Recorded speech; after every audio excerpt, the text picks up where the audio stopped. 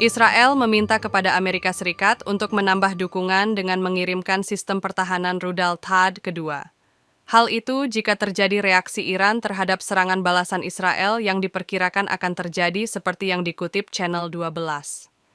Saat ini, Iran dilaporkan sedang mempersiapkan diri untuk menghadapi serangan Israel. Sementara Israel tampaknya masih mengalami kekurangan amunisi. Israel terus meminta ASAS untuk mengirimkan sistem rudal THAAD yang ditujukan untuk mempersiapkan diri menghadapi reaksi Iran terhadap serangan Israel yang diperkirakan akan terjadi.